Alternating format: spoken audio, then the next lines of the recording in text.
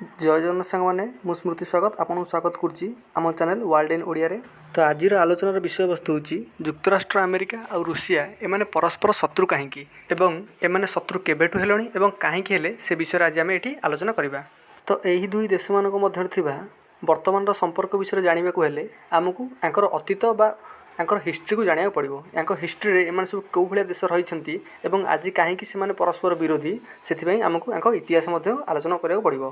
पूर्वर इतिहास रे देखा गले उत्तर अमेरिका रे समस्ते लोहित भारतीय मैंने रोकता ताने लोहित भारतीय माने जो गोटे प्रजाति थिला यह अमेरिका अंचल देखा जाए। तो जितेबाला जलपथ आविष्कार करागला कोलंबस को द्वारा अमेरिका को से समय इंग्रेज माने फरासी माने एवं स्पानिश माने अमेरिका को आसी तांकर उपनिवेशवाद स्थापना करथिले। परवर्ती समय जितेबाला अमेरिका रे गृहयुद्ध आरंभ होला सेबेठू अमेरिका गोटे स्वाधीनता संग्राम आरंभ होगला। अमेरिका स्वाधीनता संग्राम फल युक्तराष्ट्र अमेरिका बोली गोटे नुआ देश बाहर के आसला। तो सेमती आम जो रूसियार इतिहास को जावा आम देखिए रूसिया रे बहुत साम्राज्य मैंने शासन करके आसते जहाँफल जितेबाला प्रथम विश्वयुद्ध आड़िकी आसीगला से समय रूसिया रे शासन करते कि रूस साम्राज्य बा तांकर शासन करते जार तांकु जी शासन करती जार कहते जमती आम भारत में जी शासन करती साम्राज्य को आम तो राजा बोली कही सेमती रूसिया रे जी शासन करते जार बोली कही था।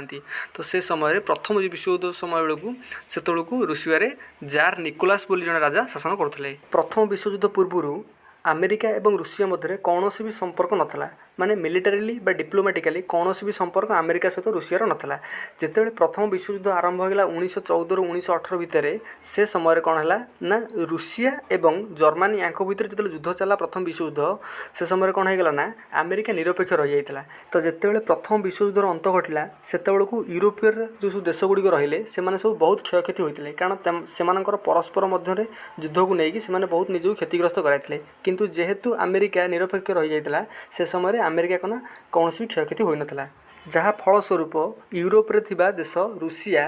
गोटे क्रांति आड़ की अभिमुख है माने रूसिया रे गोटे क्रांति आरंभ होगा बा रूस विप्लव बोली आम ताको कहबा रशियन रिवोल्यूशन ताको आम कही थाउ सेडू आरंभ होगा जार नेतृत्व नहीं किए ना व्लादिमिर इलियानोविच उलिनोव लेनिन जहाँ को आम व्लादिमिर लेनिन बोली जानी थाउ। जार फलस्वरूप रूस साम्राज्य को शासन करुवा जार अंत घटला एवं सोवियत संघ बोली गोटे नूतन देश आसिक बाहरला। यापर सोवियत संघ एवं अमेरिका भितर गोटे संपर्क स्थापना कराला। यापर जितेबाला द्वितीय विश्वयुद्ध आरंभ होला 1939 रु 1945 मसीहा मध्य से समय रूसिया एवं अमेरिका दी जन जाक एका सांगे लड़ी माने मित्र शक्ति रे रूसिया और अमेरिका दी जन जाक थे जहाँफल से कौन परस्पर सहित मिलिटारिली सहयोग करके केन्द्र शक्ति विरुद्ध लड़ी जार फलस्वरूप केन्द्र शक्तिर परास्त फल जर्मानी एवं जापान दीटा थिला जो केन्द्र शक्तिर प्रमुख देश गुड़िक परास्त घटला एवं मित्र शक्तिर देश गुड़िक मध्यरु इंग्लैंड एवं फ्रांस यांकर बहुत क्षयक्षति घटला जहाँफल कि एमानकर अर्थनैतिक संकट देखा एवं एमानकर बैंकरट हो चलले माने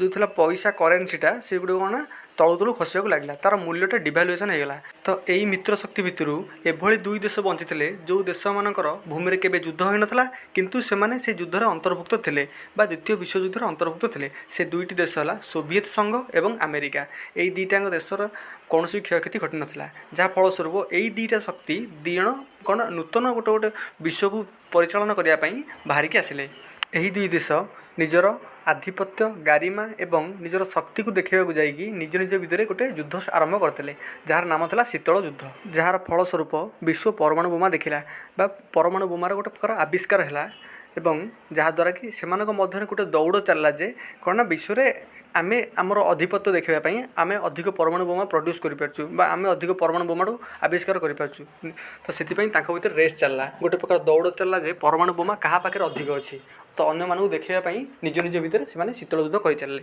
तो एथि सहित समय बीतवा सांगे से कौन परस्पर प्रतिद्वंदी हो चलले एवं सबु क्षेत्र में से निजक टक्कर देवा चाहिए बा अर्थनीति कूटनीति आरंभ कर अंतर्देश पर्यंत से परस्पर भितर कौन ना सबुथिरे प्रतियोगिता भितर चली रहा जहाँफल विभिन्न देश गुड़िक सफर हेले विभिन्न देश मानक अलग अलग देश मानक निज आड़िकी आणिकी से परस्पर भितर युद्ध में व्यस्त कर रहिले एवं निजर अस्त्र गुड़िक जोगाई निजर अर्थनीति समृद्ध करने लगे जहाँफल भर प्रतियोगिता और प्रतिद्वंदिता गोटे बढ़ी बढ़ी चलला। ଏହାର ଫଳସ୍ୱରୂପରେ ବିଭିନ୍ନ ଦେଶମାନେ ବା ସମସ୍ତ ଦେଶମାନେ ଅନୁଭବ କରିପାରୁଥିଲେ ଯେ ପୁନର୍ବାର ବିଶ୍ୱ ଗୋଟେ ତୃତୀୟ ବିଶ୍ୱଯୁଦ୍ଧ ଦେଖିବାକୁ ଯାଉଛି ଏବଂ ଯଦି ତୃତୀୟ ବିଶ୍ୱଯୁଦ୍ଧ ହେଉଛି ଏଥିରେ ପରମାଣୁ ବୋମାର ପ୍ରୟୋଗ ହେବ ଯାହାଫଳରେ କି ମାନବ ସଭ୍ୟତା ସମ୍ପୂର୍ଣ୍ଣ ଭାବରେ ବିଲୁପ୍ତ ପାଇଯିବ। କିନ୍ତୁ ଆମେରିକାର କୂଟନୀତି ବା ନାଟୋର କୂଟନୀତି ତା ସହିତ କ'ଣ ନା ରୁଷରେ ବା ସୋଭିଏତ ସଂଘରେ ଭିତରେ ଇଣ୍ଟରନାଲି ତାଙ୍କ ଭିତରେ ଗୋଟେ ଗୃହଯୁଦ୍ଧ ଆରମ୍ଭ ହୋଇଗଲା। ସବୁ ଦେଶ ନିଜ ନିଜ ଭିତରେ ଆରମ୍ଭ କରିଥିଲେ ଗୃହଯୁଦ୍ଧ ସୋଭିଏତ ସଂଘ ଭିତରେ, ଯାହାର ଫଳସ୍ୱରୂପ 1992ରେ ସୋଭିଏତ ସଂଘର ବିଘଟନ ଘଟିଲା ବା ସୋଭିଏତ ସଂଘ କୋଲାପ୍ସ ହୋଇଗଲା, ଗୋଟେ ପ୍ରକାର ଭାଙ୍ଗିକି 15ଟା ଦେଶ ଭାବରେ ବାହାରିଲା, ଯାହାକି ସବୁଠୁ ବଡ଼ ଦେଶ ତା ଭିତରୁ ରୁଷିଆ ବାହାରିଲା। ତ ଆମେ ଦେଖୁଛେ ସୋଭିଏତ ସଂଘ ଆଉ ଆମେରିକାର ପରସ୍ପର ନିଜର ଶତ୍ରୁତା ରହି ଆସୁଛି କେବେଠୁ ନା ଶୀତଳ ଯୁଦ୍ଧ ବା ଯେତେବେଳେ ଦ୍ୱିତୀୟ ବିଶ୍ୱଯୁଦ୍ଧ ସରି ସରି ଆସୁଛି। କିନ୍ତୁ ଯେତେବେଳେ 1992 ମସିହାରେ ସୋଭିଏତ ସଂଘ ବିଘଟନ ହୋଇଯାଉଛି ସେତେବେଳେ କ'ଣ ହେଉଛି ନା ରୁଷିଆର ଅର୍ଥନୀତି ବହୁତ ତଳକୁ ପଳାଉଛି ଏବଂ ସେମାନେ ମଧ୍ୟ ବ୍ୟାଙ୍କରପ୍ଟ ହୋଇଯାଉଛନ୍ତି, ତାଙ୍କର ମନି ମଧ୍ୟ ଡିଭାଲୁଏସନ୍ ହୋଇଯାଉଛି, ଯାହାର ଫଳସ୍ୱରୂପ ରୁଷିଆ ଆମେରିକା ତୁଳନାରେ ବହୁତ ଅର୍ଥନୀତି ଭିତ୍ତିକ ସଙ୍କଟ ଦେଖୁଛି ଏବଂ ବହୁତ ଅର୍ଥନୀତିରେ ବହୁତ ଖରାପ ପ୍ରଦର୍ଶନ କରୁଛି।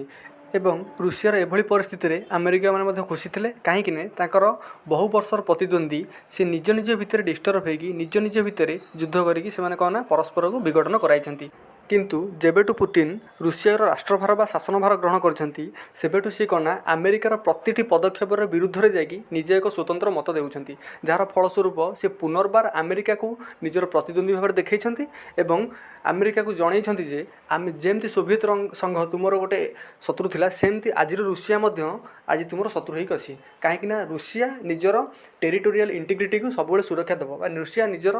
ଅଞ୍ଚଳକୁ ସବୁବେଳେ ସୁରକ୍ଷା ଦେବାକୁ ଯାଇକି ନାଟୋ ବିରୁଦ୍ଧରେ ଏବଂ ଆମେରିକା ବିରୁଦ୍ଧରେ ପଦକ୍ଷେପ ନେଉଛି ଏବଂ ଆମେରିକା ମଧ୍ୟ ରୁଷିଆକୁ ନିଚା ଦେଖାଇବା ପାଇଁ ସେମାନେ କ'ଣ ନା ପରସ୍ପର ଦେଶ ସହିତ ମିଶିକି ରୁଷିଆ ସହିତ ପ୍ରେସରାଇଜ୍ ମଧ୍ୟ କରୁଛନ୍ତି, ସବୁ କ୍ଷେତ୍ରରେ ତାକୁ ସାଙ୍କସନ୍ ବା ପ୍ରତିବନ୍ଧକ ଦେଇକି ରୁଷିଆକୁ ତଳିତଳାନ୍ତ କରାଉଛନ୍ତି, ଯାହାର ଫଳସ୍ୱରୂପ କ'ଣ ହେଉଛି ନା ରୁଷିଆ ଅନ୍ୟ ଦେଶମାନଙ୍କ ସହିତ ମିଶିକି ନିଜର ଗୋଟେ ସଂଗଠନ କରିବା ପାଇଁ ଚାହୁଁଛି ଏବଂ ବ୍ରିକ୍ସ ଗୋଟେ ସଂଗଠନ ବାହାରି ଆସୁଛି ଯାହାକି ରୁଷିଆ ସପୋର୍ଟରେ ଅଛି, ଯାହାର ଫଳସ୍ୱରୂପରେ ରୁଷିଆ ଆମେରିକା ଭିତରେ ପୁନର୍ବାର ଗୋଟେ ପ୍ରକାର ପ୍ରତିଯୋଗିତା ଆସିଗଲାଣି କ'ଣ ପାଇଁ ନା ନିଜର ପ୍ରଭୁତ୍ୱକୁ ଦେଖାଇବା ପାଇଁ ପ୍ରତିଯୋଗିତା ଆସିଗଲାଣି। ତ ସେଥିପାଇଁ ଆମେ ଦେଖୁଛେ ଯେ ଆଜିର ଅର୍ଡ଼ରରେ ବା ଆଜିର ଦେଶଗୁଡ଼ିକ ମାନଙ୍କୁ ଆଜିର ପରିସ୍ଥିତିରେ ଆମେ ଦେଖୁଛେ କ'ଣ ନା ସେମାନେ ପୁନର୍ବାର ନିଜ ନିଜକୁ ଗୋଟେ ପ୍ରକାର ପ୍ରତିଦ୍ୱନ୍ଦ୍ୱୀ ଭାବରେ ଦେଖାଉଛନ୍ତି ବା ଶତ୍ରୁ ଭାବରେ ଦେଖାଉଛନ୍ତି, ଯାହାର ଫଳସ୍ୱରୂପ ତାଙ୍କର ଏହି ପଦକ୍ଷେପ ଯୋଗୁଁ ବିଶ୍ୱଗୁଡ଼ିକ ଡିଭାଇଡ଼ ହୋଇଯାଉଛି ବା ବିଶ୍ୱଗୁଡ଼ିକ ପରସ୍ପର ମଧ୍ୟରେ ସେମାନେ ପ୍ରତିଦ୍ୱନ୍ଦ୍ୱୀ ହୋଇଯାଉଛନ୍ତି, ବିଶ୍ୱର ପ୍ରତି ଦେଶଗୁଡ଼ିକ ପରସ୍ପର କୂଟନୈତିକ ଏବଂ ରାଜନୈତିକ ସମ୍ବନ୍ଧ ଭିତରେ ମଧ୍ୟ ପରିବର୍ତ୍ତନ ଘଟାଉଛନ୍ତି। ଏହା ଥିଲା ରୁଷିଆ ଏବଂ ଆମେରିକା ମଧ୍ୟରେ ଥିବା ସମ୍ପର୍କ ବିଷୟରେ ଏବଂ ସେମାନେ କାହିଁକି ଶତ୍ରୁ ଏ ବିଷୟରେ ମୁଁ ଆଶା କରୁଛି ଆପଣମାନେ ସମସ୍ତେ ଭଲସେ ବୁଝି ଯାଇଥିବେ। ତ ଆମେ ନେକ୍ସଟ ଭିଡ଼ିଓରେ ଅଲଗା କିଛି ଟପିକ୍ ନେଇକି ଆସିବା ଏବଂ ବହୁତ ବିସ୍ତୃତ ଭାବରେ ଭଲସେ ବିବରଣୀ କରିକି ଆମେ ବୁଝିବା। ଆମ ଭିଡ଼ିଓଟି ଆପଣଙ୍କୁ କେମିତି ଲାଗିଲା ଆପଣ କମେଣ୍ଟ ସେକ୍ସନରେ ଆମକୁ ଜଣାନ୍ତୁ। ଯଦି ଆମ ଭିଡ଼ିଓଟି ଭଲ ଲାଗିଛି ତାହେଲେ ଆମ ଚ୍ୟାନେଲକୁ ସବସ୍କ୍ରାଇବ୍ କରନ୍ତୁ ଏବଂ ଆପଣ ସାଙ୍ଗମାନଙ୍କୁ ମଧ୍ୟ ସେୟାର କରନ୍ତୁ, ଯାହାଫଳରେ କି ସେମାନେ ମଧ୍ୟ ଜାଣିପାରିବେ। ତ ଆସୁଛି ଦେଖା ହେବା ନେକ୍ସଟ ଭିଡ଼ିଓରେ। ଜୟ ଜଗନ୍ନାଥ, ନମସ୍କାର।